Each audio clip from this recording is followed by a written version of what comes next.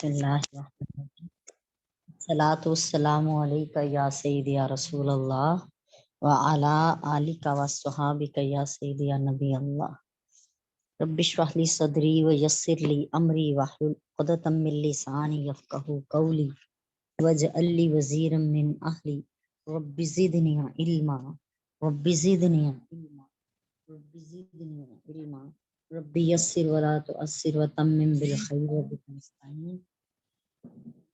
اللہم اجرنی فی مصیبتی واخلف لی خیرا منہا۔ اللہم صلی علی سیدنا و مولانا محمد وعلی آلہ وصحابہ وبارک وسلم۔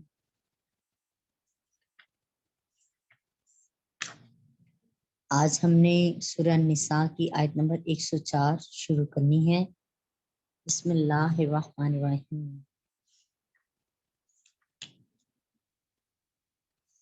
وَلَا تَهِنُوا فِي ابْتِغَاءِ الْقَوْمِ إِن تَكُونُوا تَعْلَمُونَ فَإِنَّهُمْ يَعْلَمُونَ كَمَا تَعْلَمُونَ وَتَرْجُونَ مِنَ اللَّهِ مَا لَا يَرْجُونَ وَكَانَ اللَّهُ عَلِيمًا حَكِيمًا۔ اور لا نہیں تہنوا سستی کرو تم، فی ابتغاء القوم اس قوم کی تلاش کرنے میں، ان تکونوا تعلمون اگر تمہیں رنج پہنچا ہے یا دکھ تم نے پایا ہے، فإنہم یعلمون تو بے شک تمہارے دشمنوں نے بھی وہ دکھ پایا ہے، کما تعلمون جیسے تم نے دکھ پایا ہے یا جیسے تم نے اس تکلیف کا سامنا کیا ہے۔ وَتَرْجُونَ مِنَ اللَّهِ اور تم تو اللہ سے امید رکھتے ہو، ما لا یرجون جبکہ وہ کافر لوگ نہیں امید رکھتے کسی سے بھی۔ وَكَانَ اللَّهُ عَلِيمًا حَكِيمًا اور اللہ تعالی بڑے خوب جاننے والا، خوب حکمت والا ہے۔ محاورتاً ترجمہ پڑھ لیتے ہیں۔ اور تم دشمن قوم کی تلاش میں سستی نہ کرو، اگر تمہیں پیچھا کرنے میں تکلیف پہنچتی ہے تو انہیں بھی تو ایسی ہی تکلیف پہنچتی ہے جیسی تکلیف تمہیں پہنچ رہی ہے، حالانکہ تم اللہ سے اجر و ثواب کی وہ امید رکھتے ہو جو امیدیں وہ نہیں رکھتے، اور اللہ تعالیٰ خوب جاننے والا، بڑی حکمت والا ہے۔ اللہ تعالیٰ نے اس سے پہلے جہاد کی ترغیب کے لیے آیات نازل کی تھیں۔ اس کے ضمن میں جہاد کے دوران نماز پڑھنے اور اللہ تعالیٰ کو یاد کرنے کے احکام نازل کیے گئے۔ اس کے بعد پھر جہاد کی ترغیب دی گئی اور فرمایا جہاد میں کفار کا پیچھا کرنے سے تم ہمت نہ ہارو، اگر تم زخمی ہو گئے ہو تو کافر بھی تو زخمی ہوئے ہیں، جبکہ تمہیں اپنے زخموں پر اللہ تعالیٰ سے جو اجر و ثواب کی امید ہے کافروں کے ہاں تو اس کا تصور بھی نہیں۔ لہٰذا اس آیت کے شان نزول میں یہ حدیث پاک ہے۔ حضرت ابو عباس رضی اللہ تعالیٰ عنہما بیان کرتے ہیں کہ جب جنگ احد ہوئی اور اس میں مسلمانوں کو شکست کا سامنا کرنا پڑا، تکلیف پہنچی، تو نبی کریم علیہ السلام پہاڑ پر پہنچ گئے۔ ابو سفیان نے کہا، یا محمد صلی اللہ تعالیٰ علیہ وآلہ وسلم، آپ کو جو زخم پہنچے ہیں وہ بدر میں پہنچائے گئے ہمارے زخموں کا بدلہ ہے، اور جنگ کنویں کے ڈول کی طرح ہے، ایک دن ہمارا ہوتا ہے اور ایک دن تمہارا ہوتا ہے۔ رسول اللہ صلی اللہ علیہ وآلہ وسلم نے فرمایا، صحابہ سے کہا اس کو جواب دو۔ آپ کے اصحاب نے کہا، ہم اور تم برابر نہیں ہیں، ہمارے مقتول یعنی جو شہید ہوئے ہیں وہ جنت میں جائیں گے اور تمہارے مقتول دوزخ میں ہیں۔ ابو سفیان نے کہا، ہمارا عزا ہے اور تمہارا عزا نہیں ہے، یعنی وہ جو بت تھا ان کا جس کو وہ خدا سمجھتے ہیں عزا، اس کے بارے میں اس نے اپنے بت کا، اپنے خدا کا نام لیا ابو سفیان نے۔ تو اس پر رسول اللہ صلی اللہ علیہ وسلم نے فرمایا، اس سے کہو اللہ ہمارا مولا ہے اور تمہارا کوئی مولا نہیں۔ ابو سفیان نے کہا، حبل بلند ہو۔ رسول اللہ صلی اللہ علیہ وسلم نے فرمایا، اللہ اعلیٰ اور اجل ہے۔ ابو سفیان نے کہا، ہماری اور تمہاری ملاقات بدر صغرا میں ہوگی۔ اور مسلمانوں کو زخمی ہونے کے باوجود نیند آ گئی۔ اس موقع پر آل عمران کی یہ آیہ کریمہ نازل ہوئی کہ اگرچہ تمہیں تکلیف پہنچی ہے، تم ہمت نہ ہارو، اگر تمہیں تکلیف پہنچی ہے تو ان کو بھی تکلیف پہنچائی گئی ہے، جبکہ تمہاری تکلیف پر تو اللہ تمہیں اجر و ثواب دے گا جس کی تم امید رکھتے ہو، اور ان کافروں کو تو کوئی امید نہیں ہے۔ آیت نمبر 105 شروع کریں گے۔ بسم اللہ الرحمن الرحیم۔ انا انزلنا الیک الکتاب بالحق لتحکم بین الناس بما اراک اللہ ولا تکن للخائنین خصیما۔ بے شک انا انزلنا، بے شک ہم نے نازل کیا، الیک الکتاب بالحق، آپ کی طرف کتاب کو حق کے ساتھ، لتحکم بین الناس، تاکہ اس کتاب کے مطابق آپ لوگوں کے درمیان فیصلہ فرما سکیں، بما اراک اللہ، جو کچھ اللہ نے آپ کو دکھایا ہے، اس سبب سے کہ جو کچھ اللہ نے آپ کو دکھایا، ولا تکن للخائنین خصیما، آپ ہرگز بھی جھگڑا کرنے والوں کی طرف سے اور خیانت کرنے والوں کی طرف سے، ولا تکن للخائنین، اور ہرگز آپ نہ ہو جائیں خیانت کرنے والوں کی طرف سے، خصیما، جھگڑا کرنے والے، یعنی آپ خیانت کرنے والوں کی طرف سے جھگڑا نہ کریں۔ محاورتاً ترجمہ پڑھتے ہیں۔ اے رسول اکرم صلی اللہ علیہ وآلہ وسلم، بے شک ہم نے آپ کی طرف حق پر مبنی کتاب نازل کی ہے تاکہ آپ لوگوں میں اس حق کے ساتھ حق کے مطابق فیصلہ فرمائیں جو اللہ نے آپ کو دکھایا ہے، اور آپ کبھی بد دیانت لوگوں کی طرف داری میں بحث کرنے والے نہ بنیں۔ واستغفر اللہ ان اللہ کان غفور رحیم، اور اللہ سے بخشش مانگیے، بے شک اللہ تعالیٰ بڑا بخشنے والا اور مہربان ہے۔ جس کا شان نزول دیکھ لیتے ہیں۔ بے شک ہم نے آپ کی طرف حق کے ساتھ کتاب نازل کی ہے تاکہ آپ لوگوں کے درمیان اس چیز کے مطابق فیصلہ کریں جو اللہ نے آپ کو دکھائی ہے، اور آپ خیانت کرنے والوں کی طرف کو جھگڑا کرنے والے نہ بنے۔ اللہ تعالیٰ نے چند آیتیں پہلے منافقین کے احوال اور ان کے احکام بیان فرمائے تھے، اس کے بعد کفار سے جہاد کرنے کی ترغیب میں آیتیں نازل فرمائیں، اور اسی ضمن میں یہ فرمایا کہ اگر کسی نے کسی مسلمان یا ذمی کو خطان یعنی غلطی کے ساتھ قتل کر دیا تو اس کا کیا حکم ہے، اور جس نے کسی مسلمان کو جان بوجھ کر قتل کیا تو اس کا کیا حکم ہے۔ پھر اسی سلسلے میں نماز خوف اور حالت جنگ میں اللہ تعالیٰ کے ذکر کی ہدایت دی گئی۔ اس کے بعد اللہ تعالیٰ پھر منافقوں کے ذکر کی طرف متوجہ ہوا اور فرمایا منافقین یہ چاہتے ہیں کہ نبی کریم علیہ السلام کو حق کے خلاف اور باطل کے مطابق فیصلہ کرنے پہ ابھاریں۔ اللہ تعالیٰ نے نبی کریم علیہ السلام کو آگاہ فرما دیا کہ منافقوں کا موقف جھوٹا ہے اور اس مقدمے میں یہودی حق پر ہیں، اور آپ منافقوں کے قول اور قسموں کی طرف توجہ نہ کریں۔ دوسری وجہ مناسبت یہ ہے کہ اللہ تعالیٰ نے کفار کے خلاف جہاد کرنے کا حکم دیا ہے، لیکن ان کے خلاف جہاد کرنے کا یہ مطلب نہیں ہے کہ ان کے ساتھ بے انصافی کی جائے، بلکہ واجب یہ ہے کہ اگر ان کا موقف صحیح ہو تو ان کے حق میں فیصلہ کیا جائے، اور اگر ان کا موقف غلط ہو تو ان کے خلاف فیصلہ کیا جائے، اور کسی شخص کے ظاہری اسلام کی وجہ سے کسی کافر کے ساتھ بے انصافی نہیں کی جانی چاہیے۔ اس آیت میں کسی منافق کی چوری یا خیانت کا ذکر کیا گیا ہے، اور اس نے کسی بے قصور مسلمان یا یہودی پر اپنی چوری یا خیانت کی تہمت لگا دی تھی۔ اس منافق اور اس کے جو عزیز و اقارب تھے انہوں نے چاہا کہ نبی کریم علیہ السلام اس منافق کی حمایت کریں اور اس کے حق میں فیصلہ دیں۔ اسی موقع پر یہ آیا کریمہ نازل ہوئی۔ منافق کا نام تھا ابیرق، ابیرق کا بیٹا تھا بشیر، اور ایک روایت میں ہے کہ اس کا نام طعمہ تھا۔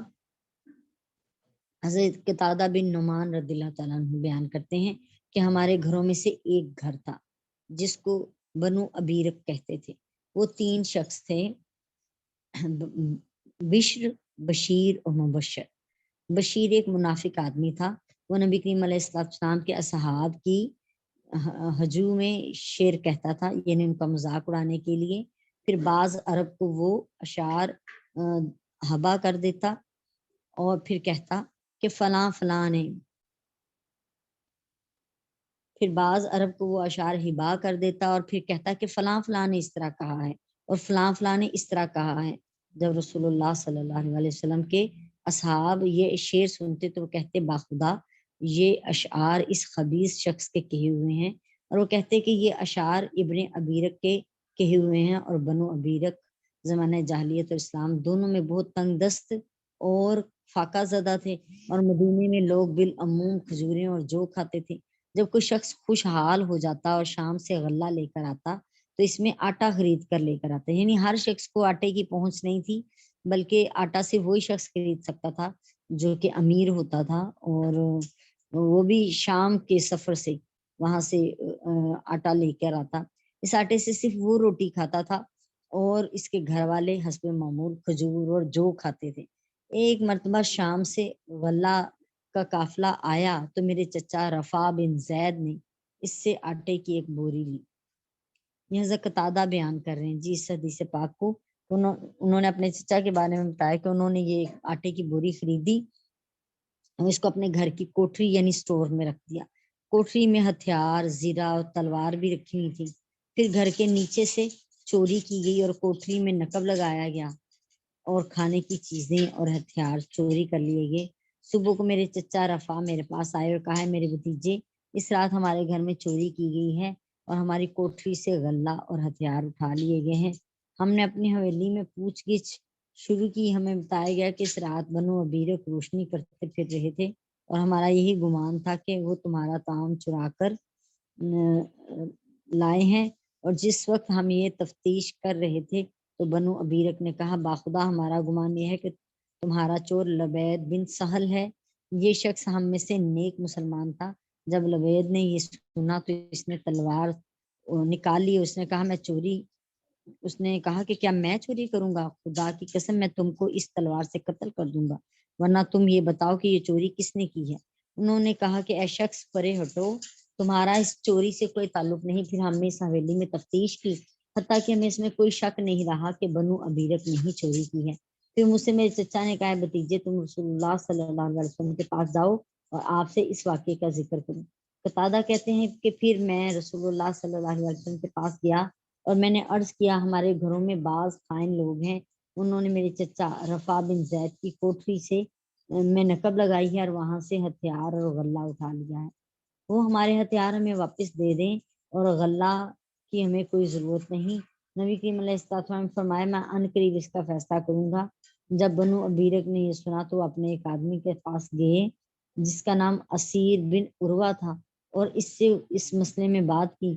اس معاملے میں حویلی کے لوگ جمع ہو گئے، انہوں نے کہا یا رسول اللہ قتادہ بن نعمان اور اس کے چچا نے ہمارے ایک گھر کو پھنسانے کے لیے ہی اس کا ارادہ کیا ہے، اور وہ لوگ مسلمان ہیں اور نیک ہیں، انہوں نے بغیر گواہ اور ثبوت کے ان پر چوری کی تہمت لگائی ہے۔ قتادہ کہتے ہیں کہ میں نبی کریم علیہ السلام کے پاس گیا اور میں نے آپ سے اس مسئلے میں بات کی تو آپ نے فرمایا تم نے ایک گھر والوں کے خلاف ارادہ کیا ہے جن کے اسلام اور نیکی کا ذکر کیا جاتا ہے، تم نے ان پر بغیر ثبوت اور گواہ کی چوری کی تہمت لگائی۔ قتادہ کہتے ہیں میں واپس آ گیا، میں نے یہ خواہش کی کہ کاش میرا کچھ مال چلا جاتا اور میں نے نبی کریم علیہ السلام سے اس بارے میں بات نہ کی ہوتی۔ پھر میرے چچا رفا آئے اور کہا اے میرے بھتیجے یہ تم نے کیا کیا؟ میں نے ان کو بتایا کہ مجھ سے نبی کریم علیہ السلام نے کیا فرمایا ہے۔ میرے چچا نے کہا کہ اللہ مدد کرنے والا ہے۔ پھر تھوڑی دیر بعد قرآن مجید کی آیا کریمہ نازل ہو گئی، بے شک ہم نے آپ کی طرف حق کے ساتھ کتاب نازل کی تاکہ آپ لوگوں کے درمیان اس چیز کے مطابق فیصلہ کریں جو اللہ نے آپ کو دکھائی ہے، اور آپ خیانت کرنے والوں کی طرف سے جھگڑا کرنے والے نہ بنیں، یعنی بنو ابیرک کی طرف سے نہ جھگڑا کریں اور اللہ تعالیٰ سے استغفار کریں۔ ان لوگوں کی طرف سے نہ جھگڑیں جو اپنے نفسوں سے خیانت کرتے ہیں، بے شک اللہ ہر اس شخص کو پسند نہیں کرتا جو بہت ہی بد دیانت ہے اور گنہگار ہے۔ یہ لوگ انسانوں سے اپنے کام چھپاتے ہیں لیکن اللہ سے نہیں چھپا سکتے، وہ ان کے ساتھ ہوتا ہے، اور جو شخص کوئی گناہ کرتا ہے اس کا وبال اس کے اپنے ہی اوپر پڑتا ہے، اسی شخص پر ہوتا ہے۔ منافقوں نے لبید پر اس چوری کی تہمت لگائی، بہتان باندھا اور کھلے گناہ کا ارتکاب کیا۔ جب قرآن مجید کی آیت کریمہ نازل ہوئی تو نبی کریم علیہ السلام کے پاس وہ ہتھیار لائے گئے اور آپ نے وہ ہتھیار رفا کو واپس کر دیے۔ قتادہ کہتے ہیں جب میں نے اپنے چچا کو ہتھیار دیے تو انہوں نے کہا میرے بھتیجے میں ہتھیار اللہ کی راہ میں دیتا ہوں، مجھے پہلے ان کے اسلام کے متعلق شک پڑتا تھا، اس وقت مجھے یقین ہو گیا کہ ان کا اسلام صحیح ہے۔ جب قرآن مجید کی آیت کریمہ نازل ہوئی تو بشیر جا کر مشرکین سے مل گیا اور سلافہ بنت سعد بن سمیہ کے ہاں ٹھہرا۔ اس وقت اللہ تعالیٰ نے یہ آیت کریمہ نازل فرمائی کہ جو شخص ہدایت کے واضح ہو جانے کے بعد نبی کریم علیہ السلام کی مخالفت کرے اور تمام مسلمانوں کے راستے کے خلاف چلے، ہم اس کو اسی طرف پھیر دیں گے جس طرف وہ پھرا ہے، اس کو جہنم میں داخل کریں گے، اور کیسا ہی برا ٹھکانہ ہے۔ بے شک اللہ تعالیٰ اس کو نہیں بخشتا، جو اس کے ساتھ شرک کیا جائے تو اللہ اس کو نہیں بخشتا، اور جو شخص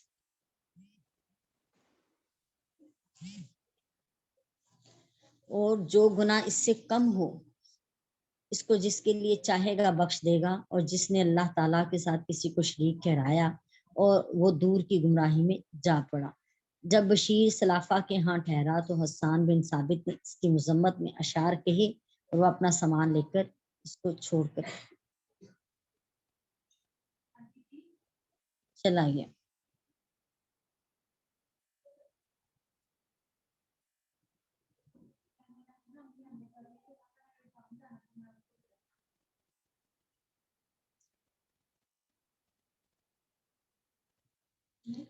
بسم اللہ الرحمن الرحیم۔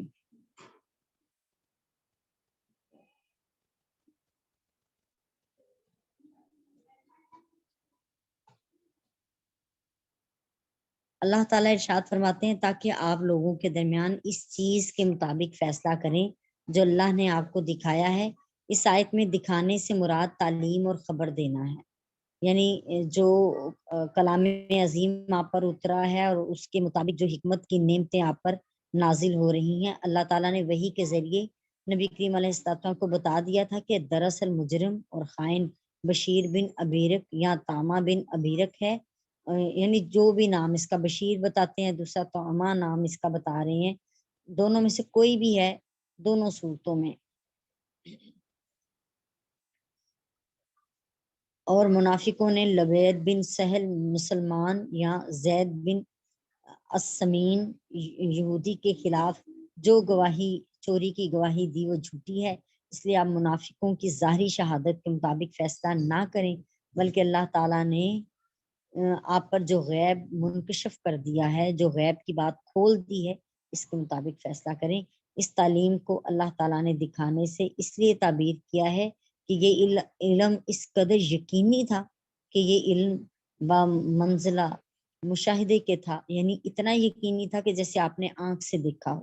حضرت عمر رضی اللہ تعالیٰ عنہ بیان فرماتے ہیں کہ یہ صرف نبی کریم علیہ السلام کی خصوصیت ہے، اس لیے تم میں سے کوئی شخص یہ نہ کہے کہ میں اس چیز کے مطابق فیصلہ کر رہا ہوں جو اللہ نے مجھے دکھائی ہے، بلکہ یہ کہے کہ میں اپنی رائے اور اپنی اجتہاد کے مطابق فیصلہ کر رہا ہوں۔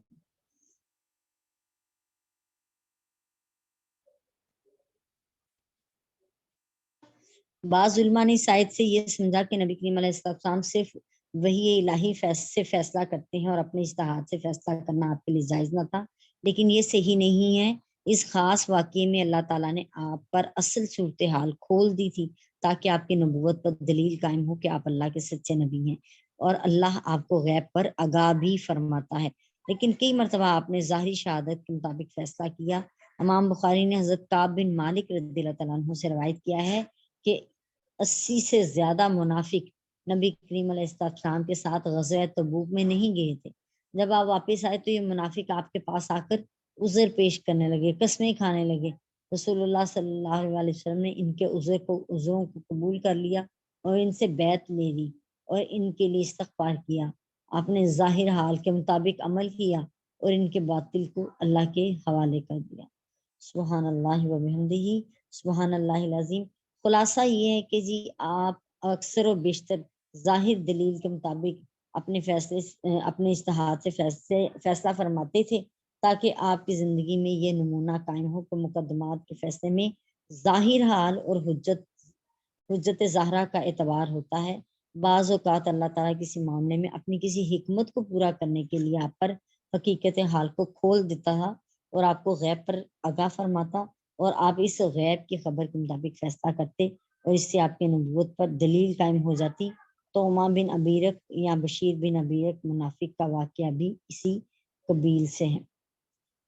نبی کریم علیہ السلام کو حکم ہوا کہ آپ خیانت کرنے والوں کی طرف سے جھگڑا نہ کریں، یعنی جو لوگ عصمت نبوت پر اعتراض کرتے ہیں انہوں نے اس آیت پر دلیل کی استدلال کیا ہے، دلیل پیش کی ہے کہ اگر نبی کریم علیہ السلام نے خائنوں کی طرف سے جھگڑنے ان کی حمایت کا ارادہ نہیں کیا ہوتا تو اللہ تعالیٰ آپ کو اس سے منع نہ فرماتا، اور خائنوں کی طرف سے جھگڑنا اور ان کی حمایت کرنا گناہ ہے۔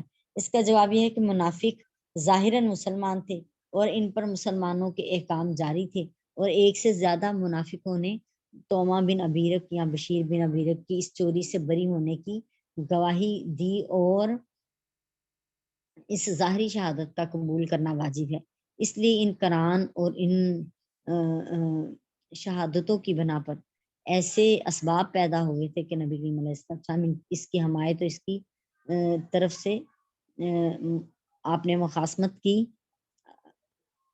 آپ نے ان کی حمایت اور ان کی طرف سے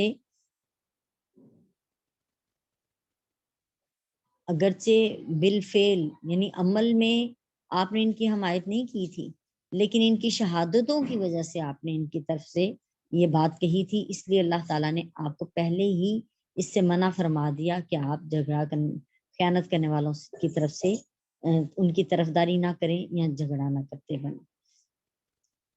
اس میں کوئی چیز بھی آپ سرکار دو عالم علیہ السلام کی عصمت کے منافی نہیں تھی۔ اللہ تعالیٰ ارشاد فرماتے ہیں اور آپ اللہ سے مغفرت طلب کریں، بے شک اللہ بہت بخشنے والے نہایت رحم فرمانے والے ہیں۔ سورہ النساء کی آیت نمبر 106۔ اللہ تعالیٰ نے توما بن ابیرک کے معاملے میں آپ کو استغفار کرنے کا حکم دیا۔ جو لوگ عصمت انبیاء کے منکر ہیں وہ یہ اعتراض کرتے ہیں کہ اگر یہ اس معاملے میں آپ سے کوئی گناہ ہی نہیں سرزد ہوا تھا تو اللہ نے آپ کو استغفار کرنے کا حکم کیوں دیا؟ لیکن اللہ تعالیٰ نے اس معاملے میں آپ کو استغفار کرنے کا حکم دیا۔ اس سے معلوم ہوا کہ اس معاملے میں آپ سے کوئی معصیت سرزد نہ ہوئی تھی۔ اس سے معلوم ہوا کہ اس معاملے میں آپ سے کوئی معصیت سرزد ہوئی تھی۔ اس اعتراض کے کچھ یوں جواب ہیں کہ اس معاملے میں ظاہری شہادت کی بنا پر آپ نے اس توما کی یا بشیر کی حمایت کی تھی، اس میں کوئی معصیت نہیں تھی۔ اس کے باوجود آپ کو استغفار کرنے کا حکم دینا جو ہے یہ خیر و برکت کا باعث ہے۔ جب منافقوں نے یہودی کے چوری کرنے اور توما کی برات پر شہادت قائم کر دی، بظاہر اس شہادت کو مسترد کرنے کی کوئی وجہ نہ تھی، لیکن جب اللہ تعالیٰ نے آپ پر غیب کی خبر کھولی اور آپ پر واضح ہو گیا کہ منافق جھوٹے ہیں، اور اگر آپ ان کی شہادت کے مطابق فیصلہ کر دیتے تو آپ شرعاً معذور تھے، لیکن یہ فیصلہ حقیقت میں صحیح نہ ہوتا، اس لیے بھی آپ کو استغفار کا حکم دیا گیا۔ یہ بھی ہو سکتا ہے کہ اس آیت میں آپ کو ان مسلمانوں کے لیے استغفار کا حکم دیا گیا ہو، یعنی ڈائریکٹلی تو نبی کریم علیہ السلام کو حکم دیا جا رہا ہے، لیکن اس کے پیچھے آپ کی امت کو جو ہے اس بارے میں حکم دیا جا رہا ہے کہ اس سے معاملات میں استغفار کریں، کہ جو ظاہری شہادت کی بنا پر توما کے حامی تھے، توما بن ابیرک کے جو حامی تھے مسلمان، ان کو بھی حکم ہوا کہ آپ لوگ جو ہیں آپ لوگ بھی استغفار کریں۔ اللہ تعالیٰ کا ارشاد ہے، اگلی آیت کریمہ پڑھیں گے ہم، سورہ النساء کی آیت نمبر 107، وَلَا تُجَادِلْ عَنِ الَّذِينَ يَخْتَانُونَ أَنفُسَهُمْ إِنَّ اللَّهَ لَا يُحِبُّ مَن كَانَ خَوَّانًا أَثِيمًا۔ اور لا نہیں تجادل جھگڑا کریں عن الذین ان لوگوں سے یختانون انفسہم ان لوگوں کی طرف سے نہ جھگڑا کریں جو خیانت کرتے ہیں اپنے نفسوں پر۔ ان اللہ بے شک اللہ تعالیٰ لا یحب من کان خوانا نسیما، بے شک اللہ تعالیٰ تو محبت ہی نہیں کرتا جو خیانت کرنے والا ہے اور گنہگار ہے۔ اور آپ صلی اللہ علیہ وسلم ایسے لوگوں کی طرف سے دفاع کرتے ہوئے جھگڑا نہ کریں جو اپنی ہی جانوں سے دھوکہ کر رہے ہیں۔ بے شک اللہ تعالیٰ کسی ایسے شخص کو پسند نہیں کرتا جو بڑا بددیانت ہے اور بدکار ہے۔ اس آیت میں اللہ تعالیٰ اس آیت میں نبی کریم علیہ السلام کو خطاب ہے اور آپ ہی کو ان کی حمایت سے منع کیا گیا ہے، لیکن کسی شخص کو کسی چیز سے منع کرنے سے یہ لازم نہیں آتا کہ اس نے اس چیز کا ارتکاب بھی کیا ہو۔ جیسے اللہ تعالیٰ نے فرمایا اگر بفرض محال آپ نے شرک کیا تو آپ کے عمل ضائع ہو جائیں گے۔ اللہ تعالیٰ نے فرمایا ہے کہ اللہ اس کو پسند نہیں کرتا جو بہت زیادہ خیانت کرنے والا ہو۔ یہاں پسند نہ کرنے سے مراد ہے کہ اللہ اس سے ناراض ہوتا ہے، اس سے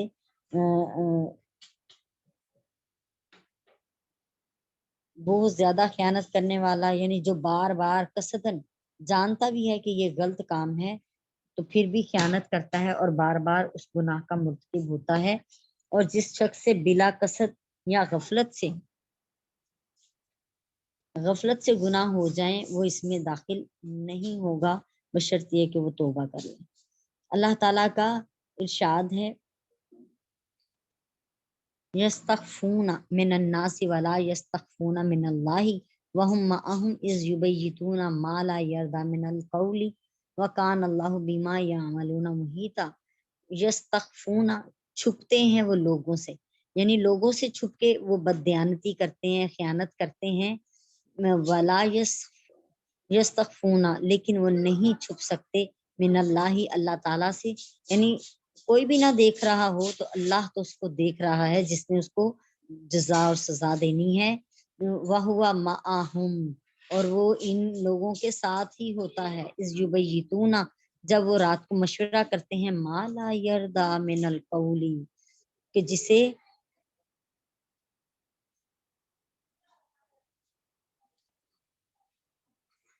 حالانکہ وہ اس کے ساتھ ہی ہوتا ہے جب وہ رات کو ایسی بات کا مشورہ کرتے ہیں جس بات کو اللہ پسند نہیں فرماتا۔ وَكَانَ اللَّهُ اور اللہ تعالیٰ بِمَا يَعْمَلُونَ مُحِيطًا تمہارے اعمال کو گھیرے ہوئے ہے، یعنی اللہ سے کوئی بھی عمل چھپا ہوا نہیں ہے، ہر چیز ظاہر ہے۔ اور قیامت والے دن تو یہی اعضاء جن اعضاء کے ساتھ ہم اپنے ہاتھوں سے اپنے آنکھوں سے جو گناہ کرتے ہیں یہی آنکھیں بولیں گی اور یہی ہاتھ بولیں گے اور ہمارے گناہوں پر گواہی دیں گے اور ہماری کھال بولے گی۔ یہ لوگ انسانوں سے اپنے کام چھپاتے ہیں، اللہ سے نہیں چھپا سکتے، حالانکہ وہ ان کے ساتھ ہوتا ہے جب وہ رات کو ایسی بات کے بارے میں مشورہ کرتے ہیں جو جس بات کو اللہ پسند نہیں فرماتا، اور اللہ ان کے تمام کاموں کو گھیرے ہوئے ہے۔ یعنی جو لوگ کوئی برا کام کرتے ہیں تو لوگوں سے حیا کرتے ہیں اور چھپ کر وہ کام کرتے ہیں، یا لوگوں کے نقصان کے یا لوگوں کے ضرر پہنچانے کے خوف سے چھپ کر وہ کام کرتے ہیں، اور یہ لوگ اللہ سے حیا نہیں کرتے، یعنی اللہ کے خوف سے اور اس کے عذاب کے ڈر سے اس برائی کو نہیں چھوڑتے جو بات اللہ کو پسند نہیں۔ اس سے مراد جھوٹ ہے اور بے قصور پر تہمت لگانا ہے اور بہتان لگانا ہے، اور اللہ ہر کام کو محیط ہے، خواہ کوئی کام چھپ کر کیا جائے یا لوگوں کے سامنے کیا جائے، وہ ہر ایک کام سے پوری طرح باخبر ہے۔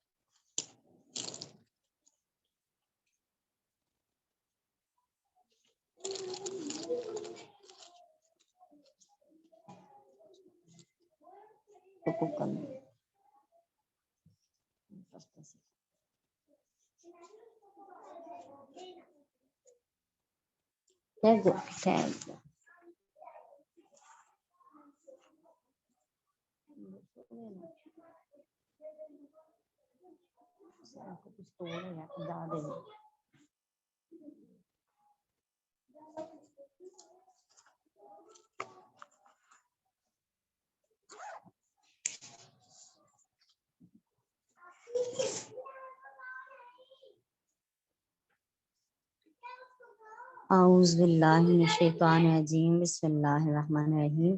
ہا انتم ہؤلاء جادلتم عنہم فی الحیاۃ الدنیا فمن یجادل اللہ عنہم یوم القیامۃ ام من یکون علیہم وکیلا۔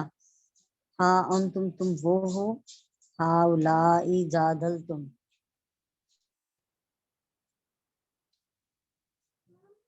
کہ تم جھگڑا کرتے ہو ان کی طرف سے، ان منافقوں کی طرف سے، فمن یجادل اللہ عنہ، پس پھر کون اللہ سے جھگڑا کرے گا، انہم ان کے یعنی اللہ کے سامنے، اللہ کے خلاف اور ان کے حق میں کون جھگڑا کرے گا یوم القیامہ، قیامت کے دن، امن یکون علیہم،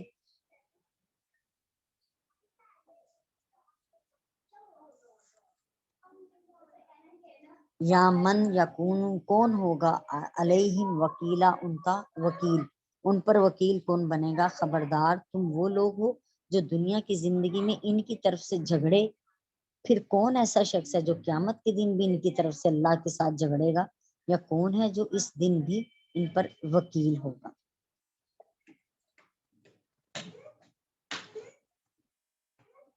مجادلہ کے معنی ہے بہت زیادہ جھگڑا کرنے والا، اور وکیل اس شخص کو کہتے ہیں جس کے طرف معاملات سپرد کر دیے جائیں، اور محافظ اور حمایتی کو بھی وکیل کہتے ہیں۔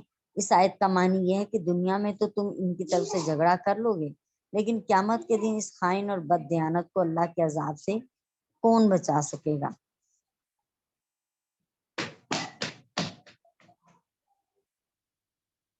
وَمَن يَعْمَلْ سُوءًا أَوْ يَظْلِمْ نَفْسَهُ ثُمَّ يَسْتَغْفِرِ اللَّهَ يَجِدِ اللَّهَ غَفُورًا رَحِيمًا، اور من جو یعمل عمل کرے سوءً برائی کا، برا عمل کرے، او یظلم یا ظلم کرے، نفسہ اپنی ذات پر، ثم یستغفر اللہ اور پھر بخشش مانگ لے اللہ سے، معافی مانگ لے، یجد اللہ غفور الرحیم، اللہ تعالیٰ اس کو معاف کر دے گا، اللہ تعالیٰ بڑا ہی مہربان ہے۔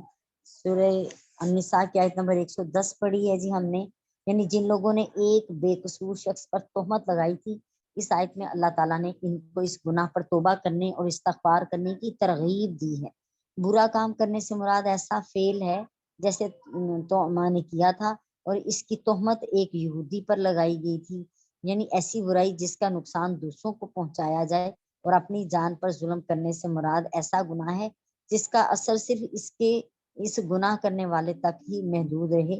اس آیت سے یہ پتہ چلتا ہے کہ ہر قسم کے گناہ پر توبہ قبول کر لی جاتی ہے، خواہ کفر ہو، قتل ہو، غصب ہو، چوری ہو، کسی پر تہمت لگانا ہو۔ اللہ تعالیٰ نے ان منافقوں کو توبہ کی ترغیب دی ہے، اگر یہ سچے دل سے نادم ہو کر اخلاص کے ساتھ توبہ کر لیں اور استغفار کریں اور اپنی اصلاح کر لیں تو اللہ تعالیٰ کو وہ بہت ہی بخشنے والا پائیں گے اور مہربان پائیں گے۔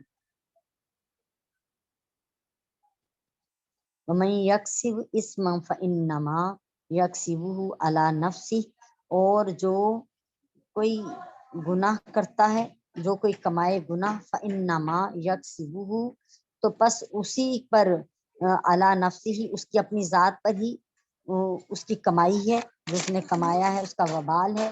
وَكَانَ اللَّهُ عَلِيمًا حَكِيمًا، اور اللہ تعالیٰ خوب جاننے والا اور حکمت والا ہے۔